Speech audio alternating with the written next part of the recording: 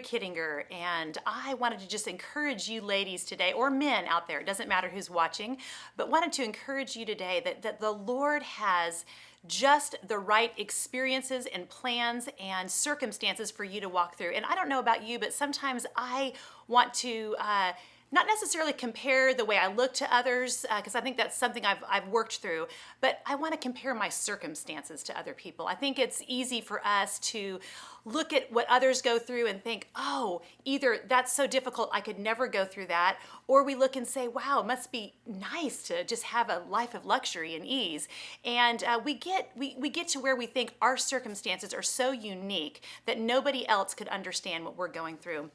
And one of my favorite passages is when Jesus is speaking to his disciples right before he ascended again to heaven, out of John chapter 21. And he's talking to Peter, and he says to Peter 3 times, Peter, do you love me? You know, do you love me, Peter? Do you love me, Peter? And Peter kept saying, yes, Lord, I do. And Jesus said, well, feed my sheep, feed my sheep, feed my sheep.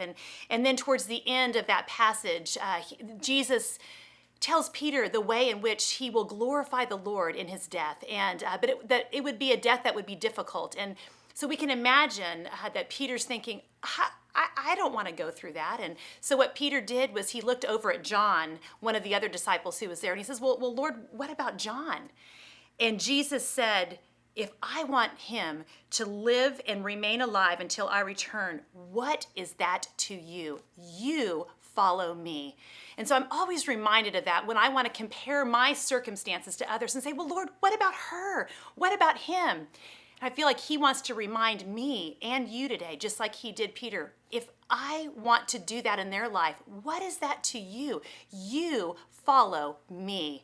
And so I think our job here on this earth is to follow Jesus with our whole heart and trust that he will provide in whatever circumstances I find myself in whatever circumstances you find yourself in. So let's stop comparing circumstances and life experiences, and let's start cheering each other on. But more importantly, let's start following the Lord with wholehearted trust and devotion. Did you know that God has a new name for all of us? He has lots of names for all of us. He calls us children of the Almighty God.